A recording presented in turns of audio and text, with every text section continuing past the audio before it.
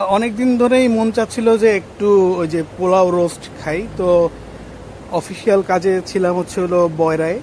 তো ওই বয়রা বাজারের ঠিক অপোজিটে একটা দোকান আছে, ওখানে চলে গেলাম। এটা হচ্ছিল মুজাহিদ বিরিয়ানি। ওই দেখবেন ওরা ওই রাস্তার উপরেই ডেক রাখে এবং ছোট্ট চারজন চারজন আটজন বসার জায়গা আছে।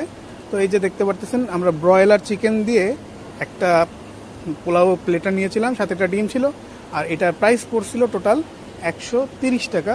তো 130 টাকা হিসাবে খাবারের পরিমাণ কিন্তু বেশ ভালো ছিল এবং সেকেন্ড টাইম কিন্তু গ্রেভি চাইলে দিয়েছিল। আর মোটামুটি স্বাদ যেটা বলতে চাচ্ছিলাম যে খারাপ ছিল না, মোটামুটি আমার কাছে ভালো লাগছে। এবং দুপুরে একবেলা খাওয়ার জন্য বেশ এনাফ। সেকেন্ড টাইম আমাকে আর নিতে হয়নি। তো এই যে দেখেন, লেবু নিচ্ছিলাম, পাশে কাঁচা জাল ছিল, ওইগুলা একসাথে কম্বিনেশন করে খাচ্ছিলাম। মোটামুটি ভালোই লাগতেছিল, খারাপ না। আর এভাবে আসলে পোলাও এবং চিকেন প্লেটারটা ওই বৃষ্টির যে ওয়েদার ছিল এই কারণে একটু খেতে মন চাইছিল। তো এই তো মোটামুটি এবার একটু ডিমটা ভেঙে নেই, খাই।